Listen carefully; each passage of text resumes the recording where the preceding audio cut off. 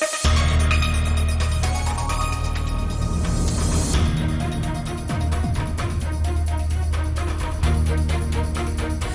la une ce soir, l'État reprend la main sur le dossier de l'eau. Après s'être un temps désengagé, le gouvernement prévoit de créer un schéma quinquennal d'investissement. Il permettrait de gérer l'urgence, mais aussi de solutionner les difficultés de fond. Le détail dans ce journal. Et le SNES-FSU est sur le pied de guerre. Le syndicat qui présentait ce matin son projet pour l'académie se dit prêt à se mobiliser pour éviter les suppressions de postes et obtenir le placement de la région en zone d'éducation prioritaire. C'est parti pour un mois de sensibilisation au cancer colorectal, le deuxième cancer le plus fréquent en Guadeloupe. Pour sensibiliser le public, la Ligue contre le cancer a annoncé une opération très réaliste avec la visite d'un côlon. Le détail avec Yvan Lemar dans ce journal. Et puis enfin, nous parlerons littérature avec la 18e édition du prix Carbet qui se tenait aujourd'hui au lycée des droits de l'homme à Petit-Bourg. C'est l'auteur haïtien Néhémie Pierre Dahomey qui a remporté le prix avec son roman Rapatrié. Bonsoir et bienvenue sur ATV Guadeloupe. Après s'être un temps désengagé, le gouvernement a décidé de reprendre la main sur le dossier de l'eau.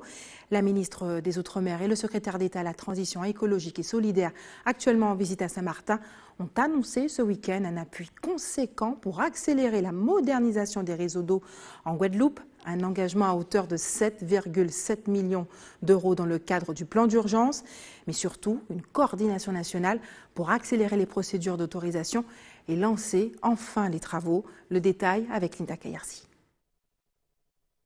71 millions d'euros, c'est le montant de la facture pour résoudre la crise de l'eau. Soutenu par la région et le département, cela devrait permettre de financer une série de travaux d'urgence et d'assurer la maîtrise d'ouvrage. Les travaux les plus essentiels devront avoir débuté dans l'année. Dans cette course contre la montre, l'État est présent. La ministre des Outre-mer et le secrétaire d'État à la transition écologique et solidaire accompagneront les élus locaux à 3 niveaux. Sur le plan financier, dans un premier temps à travers un engagement à hauteur de 7,7 millions d'euros.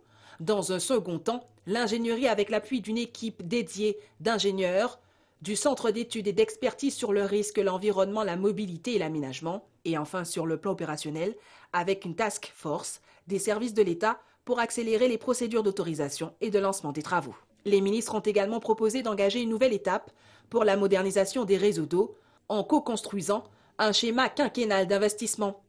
Un phasage des opérations sera rendu public afin que les Guadeloupéens puissent suivre l'avancée des travaux. Par ailleurs, pour garantir l'efficacité de ce schéma, 2 groupes de travail ont été confiés au préfet avec des objectifs multiples. Rétablir la confiance entre les usagers et les fournisseurs d'eau, ainsi que le règlement des relations entre collectivités et opérateurs en matière de cession d'eau potable et de transfert d'actifs et de passifs liés aux dernières réorganisations. Le gouvernement s'engage également dès à présent au lancement d'un deuxième appel à projet d'installation de compteurs fiables. Courant avril 2018, le gouvernement rendra public les conclusions de la mission des différents services de l'État, dont notamment l'inspection générale des finances, qui fera des propositions sur le coût et sur la gouvernance de l'eau en Guadeloupe. Qui du conseil régional ou de la communauté d'agglomération du Nord-Bas-Terre assurera le paiement des salaires des chauffeurs de bus de la société Corniche d'Or, ballottés entre les 2 collectivités depuis le transfert de la compétence à la région en janvier dernier. Les chauffeurs qui assurent le transport interurbain dans le Nord-Bas-Terre avaient décidé d'observer ce matin un mouvement d'humeur.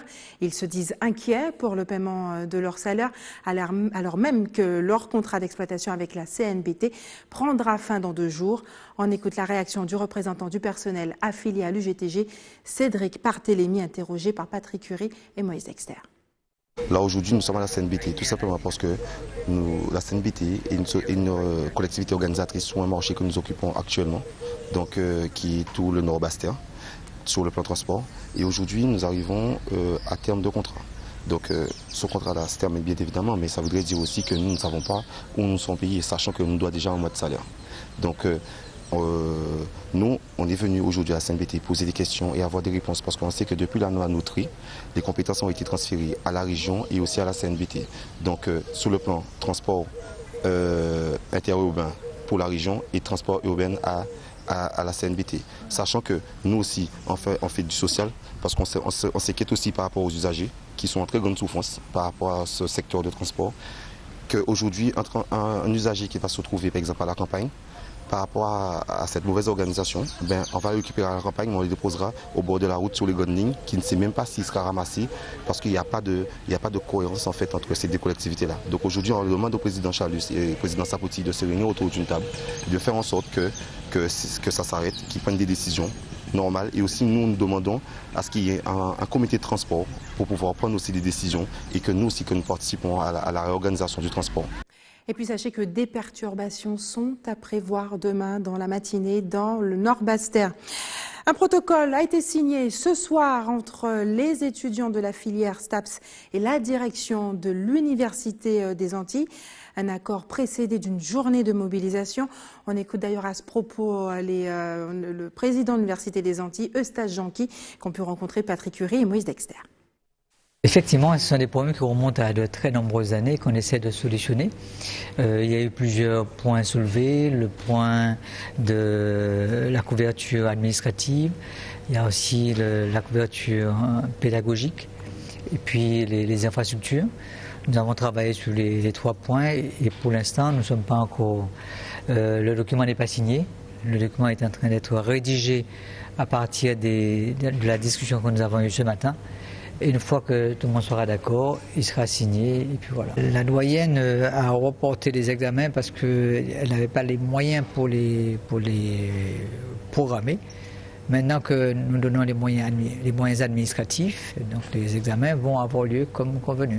C'est ça l'objectif. Nous avons des fondamentaux, c'est la formation des étudiants et la recherche. Et bien on va se centrer sur ces fondamentaux et donner les moyens aux étudiants pour qu'ils passent leurs examens. Les étudiants qui reprendront le chemin de l'université dès demain. Enseignement toujours, faut-il redouter une nouvelle mobilisation des professeurs? Le syndicat SNES-FSU se dit prêt à se mobiliser. C'est en tout cas ce qu'a laissé entendre Guillaume Marceau, chef de file du syndicat, lors de la conférence de presse organisée ce matin pour présenter le congrès académique qui aura lieu jusqu'au 7 mars à Jarry-Abemao. Reportage Karen Diama. En 2017, près d'une vingtaine d'établissements scolaires a porté un mouvement de grève, dénonçant coup sur coup de mauvaises conditions de travail pour élèves et professeurs. L'année dernière, avec le SNES, on a porté en particulier tout un mouvement avec les collègues sur l'éducation prioritaire et sur la demande de classement de toute l'académie en éducation prioritaire au vu des conditions socio-économiques. Alors ce mouvement a été partiellement victorieux puisqu'on n'a pas obtenu le classement de toute l'académie en éducation prioritaire, mais on a obtenu quand même le retour d'un certain nombre de postes tout au long de l'année. Et on peut craindre que cette année, la situation soit pareille, voire pire, puisqu'on supprime encore 44 postes pour la rentrée prochaine, alors qu'on voit bien que le nombre d'élèves ne diminue pas dans les collèges et les lycées. Et donc cette problématique-là ne peut plus durer et les collègues n'en peuvent plus et donc ils vont se mettre en grève dans les semaines qui viennent. Cette année, le syndicat repartira pour une nouvelle bataille. Au programme mise aux normes de tous les établissements scolaires, amélioration des conditions d'accueil, création de cantines ou encore mise en place d'un plan d'urgence pour Saint-Martin. On demande toujours le classement d'éducation prioritaire et on mène une campagne auprès des parents d'élèves pour expliquer que ce n'est pas une honte d'être en éducation prioritaire, mais simplement obtenir des moyens supplémentaires. Et puis dans le même temps, on élargit au bâti scolaire en Guadeloupe dans l'académie. On a des conditions de travail qui sont mauvaises. On sait qu'un grand nombre d'établissements n'est pas aux normes parasismiques. On sait qu'il n'y a pas de cantine scolaire alors qu'on a un taux d'obésité qui est gigantesque. On sait qu'il n'y a pas de climatisation dans les salles alors qu'on a vu l'année dernière sur l'Académie de Marseille ou de Montpellier que dès qu'il y avait 28 degrés dans les salles au niveau du baccalauréat, ça devenait un problème. En Guadeloupe, 28 degrés, c'est les conditions de travail idéales, c'est à 7 h le matin. Dès 9 h, on dépasse 30 degrés et les conditions de travail sont mauvaises pour nos élèves alors que dans le même temps, les cadres, eux, travaillent dans des espaces climatisés, donc c'est bien qu'il y ait un problème. Nos élèves ont le droit aussi à la climatisation, le droit à la ventilation dans leur salle pour travailler et réussir mieux. À l'issue de ce congrès, une motion sera déposée et discutée plus largement lors du congrès national du 26 au 30 mars prochain à Rennes. En Guadeloupe, 1000 élèves quittent chaque année le système scolaire. Et depuis plusieurs semaines, le syndicat UGTG fait beaucoup parler de lui dans le paysage social. Agonie du CHU de Pointe-à-Pitre, le dossier de l'eau, des sujets dont s'est emparé l'UGTG, mais aussi des problématiques pour lesquelles l'État, par la voix de ses ministres, est venu apporter des réponses. Élie Domota, bonsoir. Bonsoir. Merci d'avoir accepté notre invitation ce soir. Qu'est-ce que tu as pensé de visite à ces ministres-là? Ils ont soulagé de savoir que l'État a émettre 7,7 millions d'euros à cette table-là pour crise dossier de l'eau là. Vous savez, 7 millions-là, ça a représenté à peine 10% de montant total de plan d'urgence qu'il y aura mettre sur pied. Donc, c'est rien du tout. Et plan d'urgence-là, il a caché la réalité. La réalité, c'est qu'on a un réseau totalement obsolète, un réseau qui doit être changé depuis des années. Et tout ça, Yoka dit aujourd'hui là, c'est ça, il a été engagé à faire en 2009. 7,7 millions d'euros pour plan d'urgence là, mais qui est suivi normalement. C'est ça, Yoka dit, de 400 millions d'euros. Enfin, il n'y a pas de chiffre. Il dit que Yoka fait une expertise pour voir quels sont les réseaux qu'il faut réellement changer. Donc, il n'y a pas d'intention de dépenser en lot l'argent. Alors que depuis 2009, tout le monde était d'accord. L'État, les collectivités, pour te mettre un réseau neuf de distribution à l'eau. Qui ça capoté? Mais tout simplement parce qu'il n'y a pas de bonne raison. Et 10 ans plus tard, nous sommes dans la même situation. On a encore rappelé qu'en 2009, nous avons un accord qui signé, qui était capable de mettre en service public de production et de distribution de l'eau dans un service public, sans multinational, sans prestation de service public. Et de mettre en place un réseau neuf qui était financé à plus de 50% par l'ONEMA, en structure qui dépend de l'État, et par les collectivités. C'est ça qui était arrêté. Je dis là, il n'y a pas fait.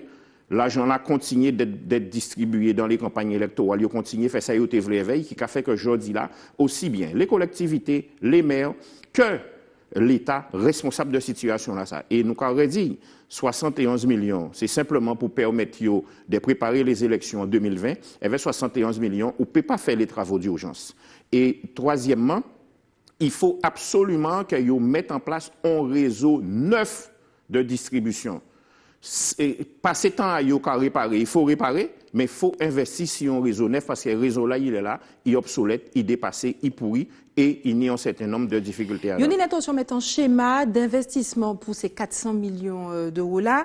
Est-ce que vous avez une intention de jouer un rôle dans ça, dans le processus là, ça? Vous savez, depuis LKP en 2009, nous avons monté pas moins de 3 associations de défense des usagers de l'eau qui correspondent au périmètre des communautés d'agglomération. Tignon au niveau Cap Excellence, Tignon dans le Nord-Bastia, Tignon dans le Nord-Grand-Terre. Tous les rendez-vous que nous commandons aux différentes autorités, singulièrement à l'État, ils n'ont pas qu'à répondre nous. Mais nous besoin voir à qui moment et à qui gens ils ont fait pour parler de schéma à installation à de l'eau là. Ça. Parce que nous, aujourd'hui, là, si la question de l'eau, nous y prend des positions qui radicales. Nous écrit tous les maires, tous les préfets là, concernant qualité de l'eau là qui a coulé en robinet là.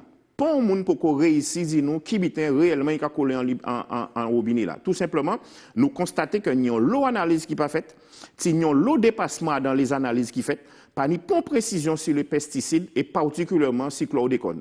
Ce qui fait que aujourd'hui là, dans les résultats que vous avez publiés sur le site du ministère de l'Intérieur, on est uniquement ça vous avez cherché. Mais pas ni toutes les batteries nécessaires pour savoir qui qualité a de l'eau qu'au Cabret. Nous savons que de l'eau, enfin pas de l'eau Cabret, nous savons que de l'eau arrive à la chlordécone. C'est difficile de mettre en point de vue vraiment parce que nous prenons enquête à chlordécone, acide, l'eau potable à Guadeloupe. Si nous avons parlé dans notre sujet de hôpital là par exemple, un autre scandale, un hôpital qui a dégradé 60 millions d'euros de dettes, ça moins qui est à la Martinique qui a 90 millions, qui a vu aujourd'hui là si déclaration à médecin là, Suzy Diflo, qui dit que pas ni pon fut à médecin, des propos qui allons compte à ça qu'a dit Monet Deauville, qui chef de file à mouvement là. Samedi, en tennis sous-préfet prend la pite au téléphone, situation là très grave. Et c'est pour ça que il prend la décision de proposer en contrée avec le collectif de défense du CHU. Il n'a pas prévoir du tout, le ministère n'a pas prévoir du tout de rencontrer eux. Mais samedi, là, on discutait avec préfet là, avec sous-préfet là, de gravité à la situation là, qu'il y a des internes qui font des malaises, qu'il y a des médecins qui font des malaises, et que aujourd'hui, dans le CHU là, il y a des services, pas des médecins pour occuper de ces malades là, ils ont commencé réellement à trapper. Alors, les gens qui disent qu'ils ne sont pas au courant, c'est couillonné ou pas couillonné Guadeloupéen. Tout le monde au courant de situation là. C'est une situation qui est très difficile, qui est catastrophique. Ils ont tout couillonné monde parce qu'ils ont tout responsable de situation là ça. Qui m'embouelle l'incertain, qui monsieur Tepo, qui directeur de l'ARS, qui mange Girardin, qui ministre de la Santé. Ils ont tout responsable de situation là ça parce qu'ils savent depuis tantôt qu'ils ont le dysfonctionnement au CHU, qu'ils ont le vétusté au CHU, qu'ils ont l'hôpital pas fonctionner au CHU. Et objectif à eux, c'est pas dépenser l'argent et voir en qui gens yo kay piti à piti vers ça yo ka créer la fameuse plateforme hospitalière de la Caraïbe. Et donc dépenser le moins possible et pendant ce temps Guadeloupéen qu'à mort. Et c'est pour ça que nous pouvons accepter des mots comme ça dans le pays en nous. Les GTG pas qu'à accepter mais il y a un habitant qui marquant important, c'est que l'IGTG tenait dit mal à mobiliser moun Guadeloupe pour CHU là. Du tout. Moun ka mobiliser en fonction de artistes obligés de faire des vidéos sur les réseaux sociaux pour dire c'est mouna vin mobiliser les autres, c'est important. Mais de toutes les façons, c'est comme ça la vie qu'a roulé. Hein. La vie qu'a roulé, tout le temps famille ou pas gravement malade ou pas qu'avoir un problème au CHU. Je dis là, si vous faites un accident grave, eh bien, pas de plateau technique au CHU facilement. Si vous avez un problème grave de problème respiratoire, ou facilement. Je dis là, il est clair que si famille ou pas directement ou bien vous pas directement touché, ou pas sans vous la nécessité. Donc, tu n'as pas tenu un temps où j'étais arrivé à mobiliser moun assez vite et rapidement? Non, jamais. C'est-à-dire que faut pas confondre vitesse et précipitation. Chaque fois nous organisons une mobilisation, nous prendre le temps pour organiser, nous mettre au moins un mois et demi pour nous organiser une mobilisation au niveau de l'UGTG. Or là, c'est des mobilisations qui ont fait du jour au lendemain, c'est normal que... Ça a fait en semaine, nous avons parlé de ça. Mais nous avons le monde, Mignon le monde. Il y a le monde qui a venu, alors peut-être que la presse qui espérait qu'il y ait plus de monde. Mais nous sommes très satisfaits du nombre de monde qui a venu. Par rapport à la gravité à problème là, ça a fait en hôpital là. Mais vous savez, de l'eau à robinet là empoisonné, hein. Mais moun ka continue boire et yo pas dire la vérité. Nous interpeller les élus, c'est ça. Pour moun peut pas répondre nous, hein. Pour moun peut pas dire moins, jodi là que de l'eau là pas empoisonné. De l'eau là ni chlordécone. Ça c'est en assertion, pas ni pour preuve pour le moment d'enquête. De l'eau là ni chlordécone en ni rapport notamment à la Martinique qui a dit que ni chlordécone dans de l'eau là, de l'eau à robinet là, en Guadeloupe ni chlordécone dans de l'eau à robinet là. Donc, je suis ravi de parler de ça un autre jour à ce plateau-là ou à une enquête à CATV pour parler de ça. C'est un sujet important. Ou sinon, pas ni longtemps, avec Chalus en accord pour ces travailler à BTP-là, pour y travail notamment à ces prochains travaux à l'hôpital-là qui valait ni document là ça. Nous pas signé pas accord. Nous demandons tous les élus contrés, nous demandons les parlementaires au contraire, nous écrit direction à CHU, nous écrit Maboel incertain, nous écrit pour tout le monde. Pas monde parler avec nous dit garde. Sauf dernièrement, ils ont invité nous à une réunion au conseil régional et nous dit comment se fait-il qu'en Guadeloupe, il y a un chantier de plus de 600 millions d'euros et que travailler à Guadeloupe paye travail. Ils dit nous oui, ils mettons une clause sociale qui a garanti 200 000 heures d'insertion pour les travailleurs de Guadeloupe. 200 000 heures, ça correspond à 125 Guadeloupéens qui travaillent ici chantier-là sur 10 ans. Qui peut contrer ça, il y a une législation européenne. À part la législation européenne qui a fait ça. Ça qui a fait là, c'est de l'incompétence et du manfoutisme et de la corruption. Dans tous les départements français, les unions chantiers publics, on a mis en place, on a créé la gestion prévisionnelle des emplois et des compétences. On a réuni les socioprofessionnels et on a regardé cadre d'emploi par cadre d'emploi, fonction par fonction, mission par mission, qui sont les compétences qu'il y a besoin. Et après, on a signé des conventions avec les centres de formation, avec l'AFPA, notamment en France, pour former les gens de façon à ce que les entreprises qui attrapent le marché là, ni le potentiel de compétences sur place pour faire travail là. En Guadeloupe, comme par hasard, ils n'ont pas fait. Pourquoi? C'est pour mettre les Guadeloupéens dans la médiocrité et dans l'assistanat. Ce n'est pas en question de nomenclature européenne du tout. Mouni a dit ça, c'est Mouni qui a baigné dans la corruption, qui a mangé l'argent public là en poche à yo, avec amis à yo, pour empêcher Guadeloupéens de voir devant yo. Et ça, c'est inadmissible. Encore rappeler simplement, Beaupère au-dessus à Pointe-Noire, c'est pas Portugais qui travaille là. C'est Espagnol qui travaille dans les chantiers EDF à Jarry. Et c'est Portugais et Italiens qui travaillent dans les chantiers à l'hôpital, à le centre géontologique de Pointe-d'Or. À donc pays, comptons nous, qui nie 60% des jeunes de moins de 25 ans qui sont au chômage, qui nie pratiquement 33% de la population active qui est au chômage, ça inadmissible. Il doit être mis en place et il a fait ça tout partout en France sans cas dit là. D'ailleurs, en discuter préfet là, il dit moi c'est ça qu'il a fait en France, la gestion prévisionnelle des emplois et des compétences territoriales pour permettre les entreprises travaillent et les moun à pays là travaillent. Et si on pas fait incident, c'est parce que yo c'est, excusez-moi l'expression, et les élus, la quasi-totalité des élus, c'est des gens qui comptent la Guadeloupe et comptent Guadeloupéens. Sinon, à pas ça, il a été fait. Merci Elie de Mota pour venir à Ossola. Nous, pour continuer le journal là, vous savez, la Guadeloupe a été placée en vigilance jeune pour mer dangereuse. C'est compliqué de passer du créole au français. Une forte houle d'ailleurs est déjà ressentie en Martinique, une situation qui ne devrait pas s'améliorer d'ici jeudi. On regarde le reportage d'Alizé Lutran et de Guy Raphaël René. Tôt ce matin déjà sur la plage de Lansalane, certains bateaux ont été piégés par la houle. En témoignent ces images amateurs. Les embarcations dérivent sous les yeux impuissants de leurs propriétaires. En fin de matinée, la mer, toujours déchaînée, empêchait toute activité. Je m'apprêtais à venir me baigner là. ici et j'étais très étonnée de ce temps. C'est la première fois que je vois le temps, les vagues aussi fortes. Impossible de naviguer. Par sécurité, les rotations qui desservent l'Anse-Mitan et l'Anse-Alane ont été suspendues. À l'embarcadère de Fort-de-France aujourd'hui, il fallait trouver un plan B. La mairie houleuse, les bateaux ne peuvent pas passer, donc il n'y a pas de transport pour l'Anse-Mitan et l'Anse-Alane. Donc au pire, pour se rapprocher, je vous conseille de prendre le bateau de la Pointe du Bout. La Pointe du Bout se trouve à 10 minutes de l'Anse-Mitan. Ok? Ceux qui veulent se rendre à l'Anse-Mitan, on les conseille de se rendre à la Pointe du Bout, étant donné que la Pointe du Bout se trouve à 10 minutes à pied de l'Anse-Mitan. Donc ils peuvent se rendre à la Pointe du Bout.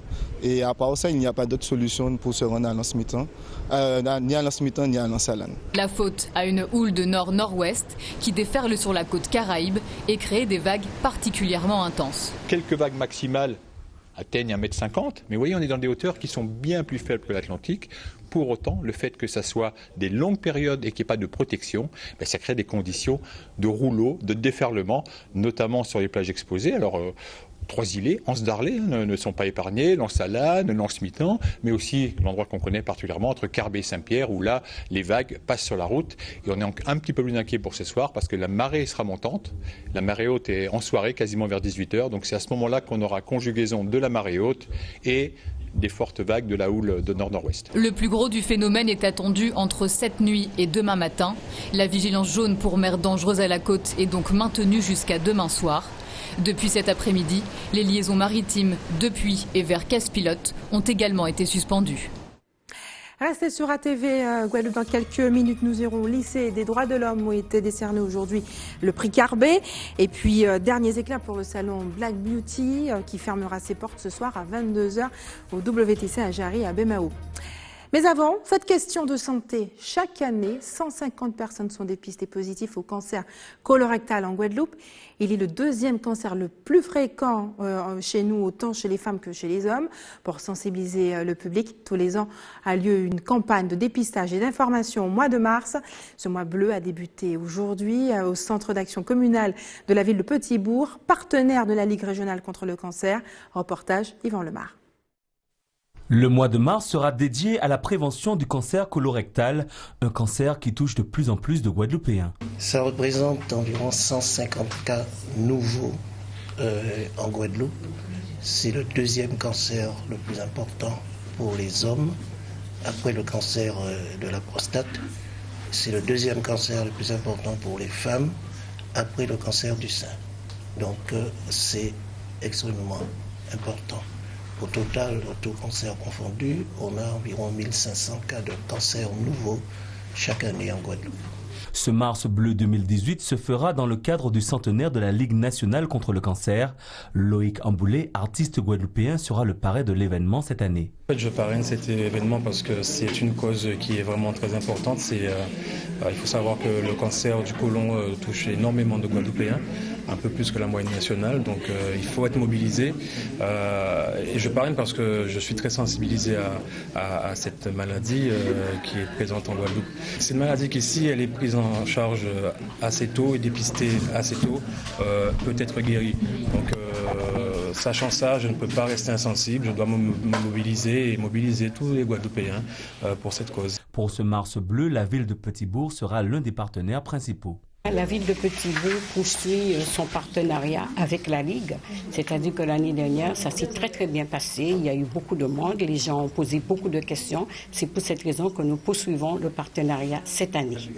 Bon, mais c'est une façon de mobiliser la population sur l'importance d'une bonne prévention afin de faire reculer cette maladie qui fait des ravages dans le monde. Une dizaine d'actions est prévue durant le mois. La principale action est programmée le 17 mars avec le Colon Tour, un village santé et d'autres animations pour tout public à Petit-Bourg. Goncourt, Renaudot, la région Caraïbe a aussi son prix littéraire réservé aux lycéens. Il s'agit du prix Carbet. Cette année, la remise des prix a eu lieu au lycée des droits de l'homme à Petit-Bourg. Anne-Elisabeth Artsen y était aussi. Animé par une association des arts lycéens, le prix Carbet 18e édition s'est déroulé ce matin au lycée des droits de l'homme avec 6 auteurs en compétition et des membres du jury venant de toute la Caraïbe, mais également de Londres. Le lycée des droits de l'homme fait partie du prix Carbet au sens où le prix Carbet est animé par une association Et c'est une organisation qui s'est mise en place à la suite de préoccupations sur la question littéraire. Comment les enfants peuvent-ils ne pas avoir accès à la culture caribéenne? Et c'est ainsi depuis 2000, ça fonctionne et ça se renforce. Et que dans les années à venir, il va y avoir d'autres lycées internationaux qui vont participer avec le prix Carbet. C'est une opportunité pour les élèves de s'inscrire dans la francophonie et la francophonie plurielle. Donc les élèves ont la capacité à pouvoir développer des compétences comme l'argumentation ou encore la délibération en groupe. Et les élèves ont aussi une approche des œuvres basée sur leur réaction personnelle.